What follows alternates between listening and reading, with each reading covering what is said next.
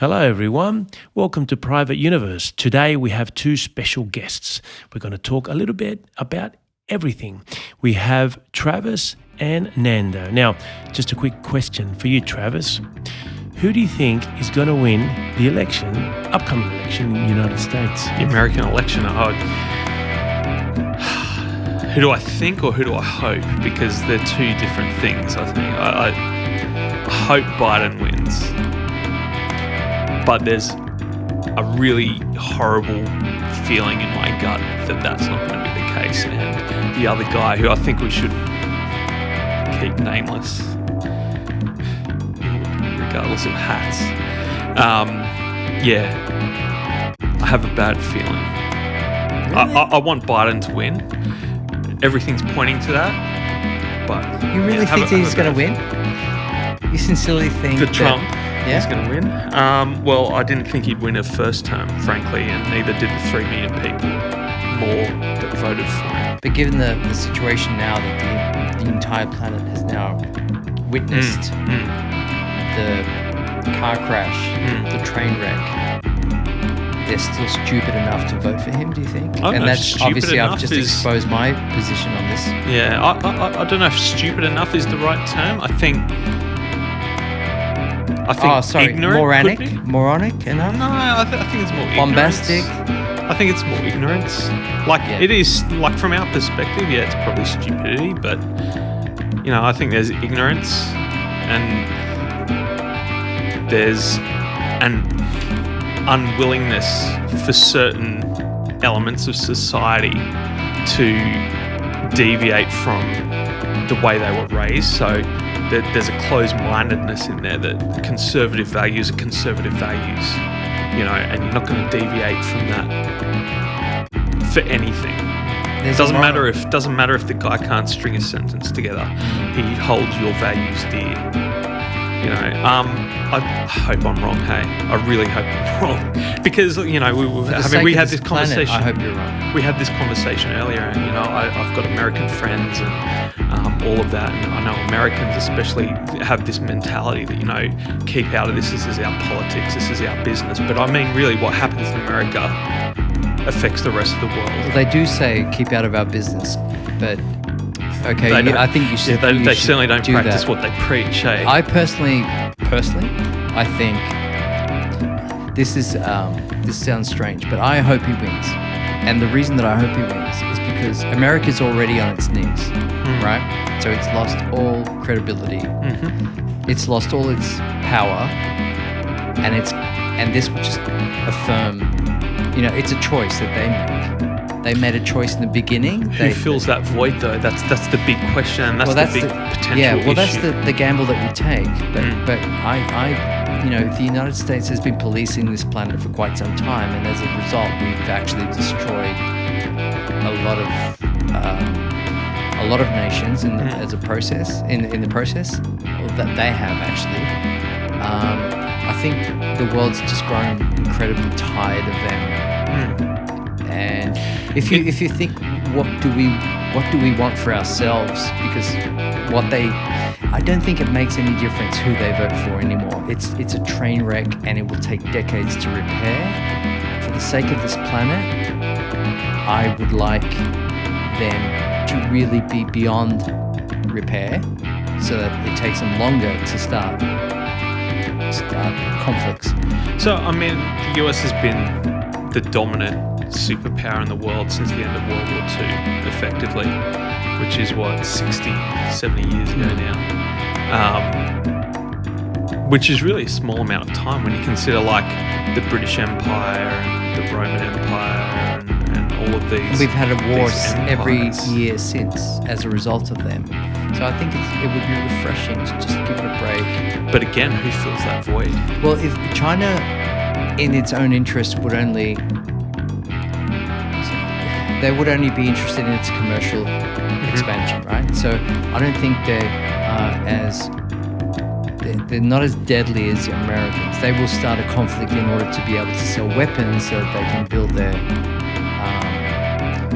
their finances and make them wealthy. I have this concern about China, and my my concern with China isn't about, it's not about nationality, it's not about race or anything. It's about this mentality that there's a bit of a disregard for life, not just human life, but life of animals, whatever, Which I don't feel like America, yes, has a certain apathy towards life, but I'm not sure it's as extreme as what China's is. And I think China's is a very cultural, long-term thing. I think we could defend ourselves from China in terms of, if you keep messing up, we're not going to buy your stuff. And but then wouldn't they back away from that? I don't know. Rather than...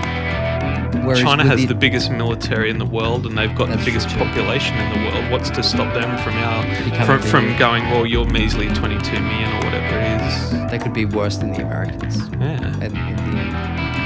I mean, I think China likes to put on a very altruistic face when they're opposing America. But, I mean, they both have their pros and cons, don't they? It's like any relationship, which is what Australia has with both of these countries. We have a relationship with this with both of these countries. Well, America's got McDonald's and China's got Wish. So, Alibaba. I don't know. Alibaba. I'd rather go with Wish and Alibaba than... I'm sick of McDonald's as well. I'm not racist I don't know. with Americans with a passion. Despite the fact that many of my friends are, because even despite the fact that they're generally intelligent, they still surrender themselves to the idea of what America is, and they forget how they are being perceived by the rest of the world, and how much influence and how much impact and the deterioration of I hear you 100% in terms of, what's better the devil kind of thing could possibly be what you might be saying. Is it better the devil No, I'm not sure that's what I'm saying. I think I'm saying that, like, we have values that my values are very kind of liberal. They're very left-wing, very humanitarian, I suppose. And my feeling is that regardless of the current regime in America, my feeling is that their values closer match mine than what China's do. I don't have anything against Chinese people. I don't have anything against communism per se. I don't have anything against wanting to make $1. I don't have anything against wanting to be a successful nation or anything like that. What I see from China is a lack of regard for life. Humanitarian. They don't have the same kind of laws against, But probably the one thing they eat dogs. That was exactly that's a summary that I'm trying to exactly think. where I They was eat going. dogs and we they don't. have the dog festival where they literally get a whole heap of dogs and they cook them alive and they eat them. And people argue this is a cultural thing. And I'm sorry, but I don't buy it. Torturing a living thing, regardless. I eat meat. I'm not a vegan. I'm not a vegetarian. But I have no desire whatsoever to see an animal suffer so I can eat it. Whereas that does not seem to be the case. And again, we're generalising here because not all Chinese people are like that. Not all Chinese people are like that. And it's wrong to suggest that is the case. But from what it comes to a point where you're talking about global things like we are, you do have to unfortunately generalize to a certain degree. I mean, and that is how you generalize China.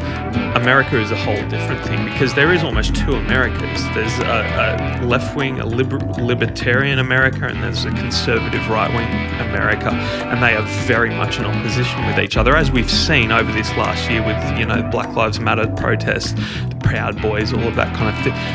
The absolute, animosity there's been in this whole presidential campaign between the Democrats and the Republicans, So there's very much two Americas, whereas I feel China is very much more a unified nation.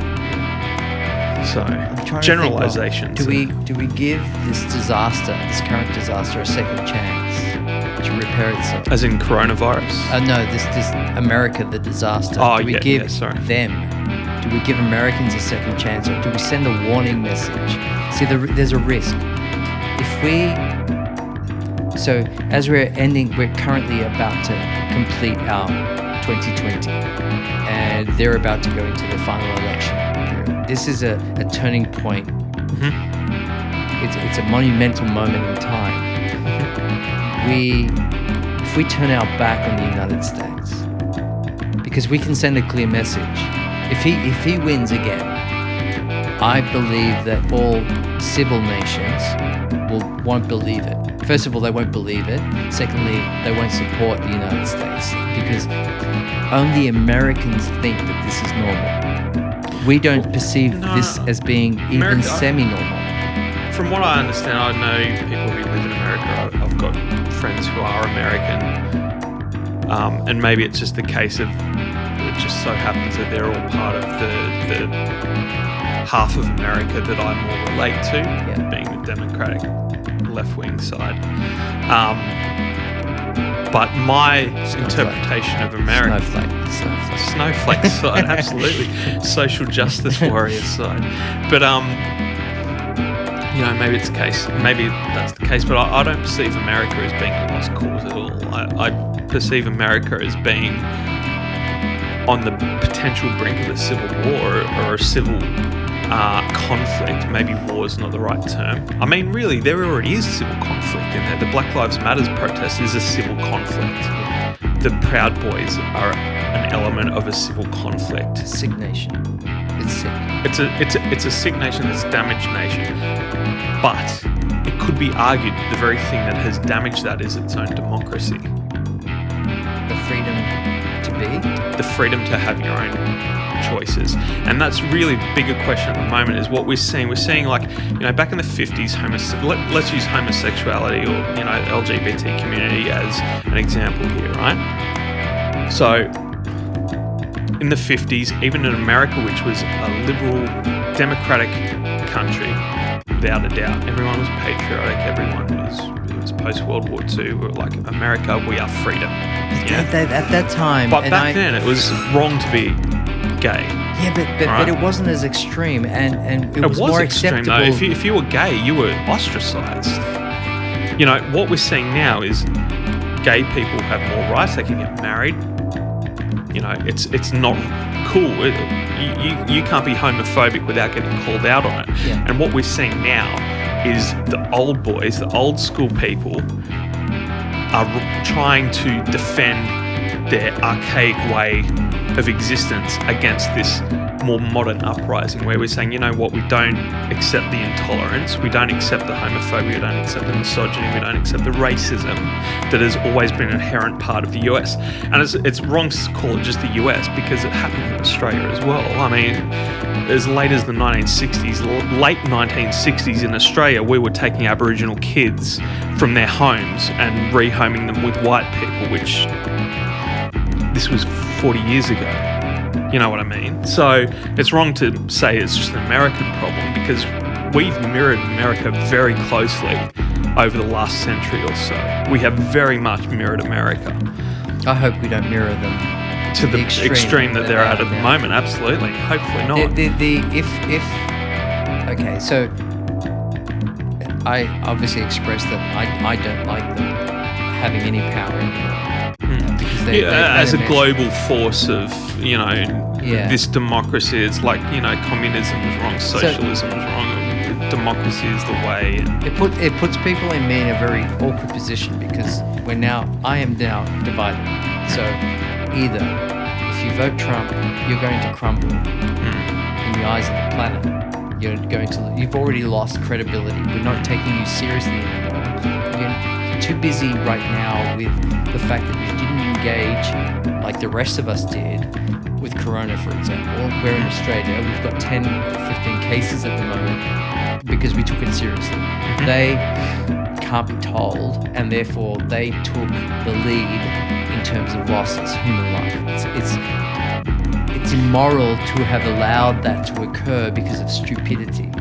I agree in that you look at a state such as New York, which has a democratically held state government as opposed to a Republican-held federal government, and the conflict between those two levels of government were catastrophic with New York.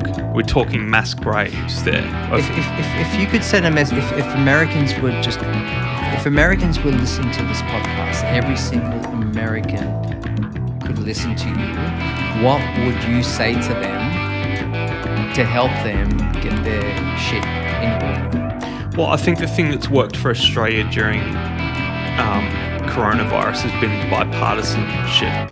You know, the Labor Party, who are the opposition in Australia, obviously, have literally stood back and gone, you know what? This is bigger than politics. Let's take a step back. We're going to offer bipartisan support to the sitting Liberal government so we can get through this. Yeah, so for the sake of my American friends who are not very bright, but they're very cool, is that Liberals in Australia are Democrats, or Democrats in the United States, and Labor are Republicans. No, other way around. Labor are Republican. Labor are Democrats, and Liberal are the equivalent of Republicans. It's a very confusing name, yeah. Sorry, but yes, so and I just insulted my American friends by making myself look like an idiot. Just to clarify that, the Liberal Party in Australia is essentially the Conservative Party, and the Labor Party is essentially the Progressive Party. So, I actually know that, but it's tequila. I'm sorry. But so anyway, back to the whole issue with coronavirus. We succeed, or we say we succeed. It's not over yet, but we performed well during that because of the bipartisan, support that the government had from the opposition. We had a bit of a hard time in the beginning because we did perform a little bit like Americans. We didn't take it very seriously until we were told, hey guys, unless we bunker down and get this out of the way, we're never going to move forward. I'm not sure that was true. I think we took it a lot more seriously. We did take it more seriously. America did a lot quicker than what they did as well. But we did have that element of... Well, there still is that element. There's always going to be a portion of the population that, conspiracy theorists or people who just value freedom above all else, freedom or death kind of thing. So in your sense, But it was we don't have that extremism of give me my freedom or give me my death that America has. It's I think Australia is a bit more sensible in that manner, and I don't say sensible to be derogatory to Americans or anything like that, but I think we tend to go, you know what, it was the whole gun argument as well. Back when we had the Port Arthur massacre, the government said, all right, that's enough guns. The guns are killing people. Let's do something about it. And we all went, okay, that's fair enough. Let's do something about it. America, and coronavirus has very similar parallels there to the gun argument, don't they? The arrogance of Americans. So, but it's not the arrogance of all Americans. It's, again, we generalize when we say that. And that's why we're seeing a big conflict, essentially a civil conflict in America at the moment is occurring. Sure, it's not tanks and bombers in the streets. It's people with placards marching the streets. Absolutely, there are some people out there with assault rifles and all of that who want to wage war, and maybe it will get to that point. Maybe it won't. Hopefully, it doesn't. I don't wish that on anyone. But we have a different mentality than that in Australia. I think we have a much more unified mentality where it's like we're willing to put our differences aside to work for the greater good. What made it go wrong? In America. What made America... You described America in the 50s, right? And the world looked up to the 50s. I remember growing up and thinking, wow, what a place. Opportunities, and everything is cool, and you can have the American dream. Yep. And suddenly... it seems like they just lost it. But there was there must have been a moment. I'll tell you exactly what happened. The internet happened. Social media happened. All of these horrible things that were always done behind closed doors, and this is not in any way exclusive to America. This is everywhere. This is everywhere. All those horrible things that always happened behind closed doors were now right out in the open. But then why didn't it affect the rest of the world, though? It did. How has it not affected the rest of the world? But not in the same way, not to the same level. I mean, again, I'm not going to make any excuses that I loathe them, but why did they degenerate to such an extreme of repugnance compared to the rest of the planet, despite the fact that we all got the internet at the same time? I suppose my question for you would be, what do you define as that repugnance? Like, is it just the fact that they voted Trump in? No. So I've lived in the US, right? Yep. So we know that. I guess because it's a podcast, I'm being more dramatic in terms of my expression, right? To make the point. But they are ignorant. I will say this. Actually, I will not be dramatic in this. They are ignorant to the extreme. They have no idea what goes beyond. Unless they've invaded and bombed a country, they don't know where it is. Yep. They've never heard of it until they start bombing it. They don't know where it's. I think that's a bit of a generalisation, but I do tend to agree. Being Australians, we always have this thing: Americans don't know the difference between an Australian and an Austrian. Right? So, and that's largely true to a certain degree. Because this is so free fall. Not free fall. It feels like free fall. Free fall. But I was in San Francisco one time, and I called out to my daughter, and I have an Australian accent, and one of the guys, somebody there at the traffic light said to me, "Oh, where are you from?" And I said, "I'm from Australia." He said, "Wow, your English is amazing." And I said, "Wow." Okay, that's fine. Australia. Now, obviously we live here, so we don't consider ourselves to be on an island in the middle, like Antarctica. Do you know what I mean? It's like, have you heard of Australia? It's in Europe, and I'm like, I shit you not. I'm not making this up. I'm not making this up. This is the first time I realized, really? I've heard that a lot. My parents travelled considerably through America in the 70s, and they were always they loved America. They loved the American people and all of that. And I should, in full disclosure, my parents are conservative, so maybe that's what it is. But they did have stories akin to that, where it was, like, Australia, right next to Germany.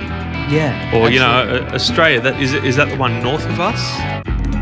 Yeah, Australia gets confused with Canada a lot, from what I understand. So, and I think that comes from America has the United States of America has a very patriotic, almost jingoistic nature. It's like America, fuck yeah. The Nazis. It's America is we're the best country in the world. America. And that's all well and good. It's great to have national pride and all of that kind of thing. But they have it to the point where it can be jingoistic in that they don't know what is going on in the rest of the world. So when there is a great divide like there is at the moment between the conservative and progressive mentalities, it's more pronounced because they haven't been necessarily paying attention to these same arguments worldwide that have happened, with Brexit in Britain, or they won't know what Europe, Brexit is. the European Union, or in Australia with our ridiculous turnover of prime ministers. And that's the thing, we're not perfect, are we? We don't have a perfect political system, but the fact that we have turned over so many prime ministers as a result of us being so pissed off sometimes, it's like, no, we don't tolerate that. But that's not true, because we're not the ones who have pissed off the prime ministers. They've done it because they're not, their own party's not confident that sitting prime minister is the one that's going to get them re-elected. But we do it so we have more flexibility. Personally, I would have liked to see. I didn't necessarily want to see Gillard topple Rudd, but then again, I didn't want to see Gillard toppled either by Rudd. Yeah. Because I thought they were both effective prime ministers, but their infighting ruined what they were able to do. We're going off on a No, but it makes sense, because if you, again, we as Australians, we're actually far more aware as to what occurs on this planet. Yeah, I can tell you. I think so. Yeah. Geographically, we are more aware. Yeah. Right. So I can ask you where Geneva is, and there's probably a 90% chance that you're going to point to it. Yeah. Geneva in the United States, most have never heard of it. Yeah. And I'm not even joking. Yeah. And I know that we're being respectful to friends and all the rest of it. But that is one of the countries that they would not be able to identify. But I mean, I think we're generalising there. Like, I'm sure there are a lot of Americans who couldn't, but I'm sure there are also a lot of Americans who could. You're being too kind. I feel you're being too kind because I think... In my experience, the Americans that I've met are educated, smart, intelligent, well-read, well-travelled people. That's right. Maybe that's have because... Have you met them here, though? I have met them here. Well, there you go. So that's it. So the thing. They're now disqualified from the general public because only 5% of Americans travel, which means that you've met the top 5%. Yeah. Which means that they've got an urge to explore, or they've had the ability to understand. You mentioned before that they're patriotic. I get that. It's patriotism to an extreme, to an absurdity, to the point where they seriously have no idea. Now, I'm generalizing, but I'm at a guess. I'm talking 80% only know what occurs within the United States. They're not interested in, and that's as a result of patriotism. Look, I don't think that's a fact that can be argued. I think that's a well-known fact, and I don't think even Americans would argue that fact. I'm pretty sure that any American that would be listening to this has an American flag in their front porch. Yeah. Most. And if they don't, they probably have some form of expression to say that they are the best on the planet. And as a result of that, they've isolated themselves and cocooned themselves into this American psyche, which has unfortunately disconnected them from the rest of the planet, which is fine. I personally, and again, expressing something that most people will take offensively, but I like the fact that as a result of Corona, they've virtually built a wall around themselves. Yeah, there is no way that we are going to speak to an American tourist within the next year in person. They've been banned from the EU, they've been banned from Britain. There's 3 countries on this planet at the moment that will accept them. 3 of which I've never heard of, and 2 of which I've never heard of. And they're in Africa. Two are in Africa. And I mean, that's fair enough. I mean, when you look at America's response, they've got the largest number of cases, they've got the largest number of deaths. Yeah. And they shouldn't. I am like you, I'm very compassionate. Yeah. I am angry. But you're talking about the country that is, by all rights, the most advanced, the most powerful. Should be. They've had the most deaths, the most infections. They've got the poorest education system. There is the greatest divide between the wealthy and the poor. They've got the greatest Well, what is it? It's something like the wealth in America is they call it the 1% because that's who's got all the wealth. 1% has 99% of the wealth in America.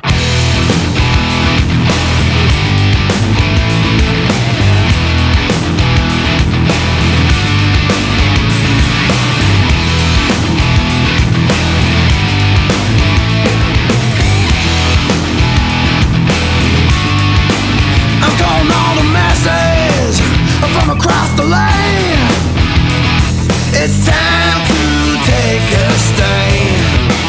Now if you feel your culture is about to die, just ask the question why.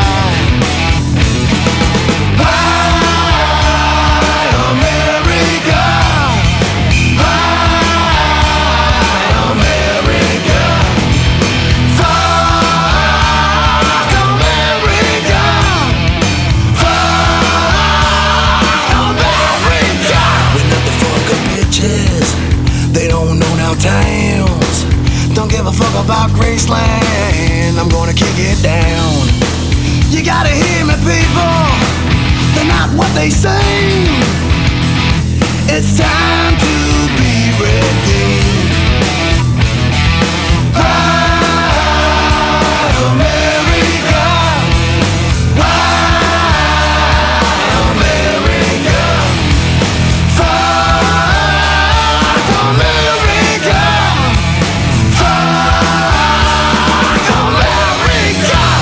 Drive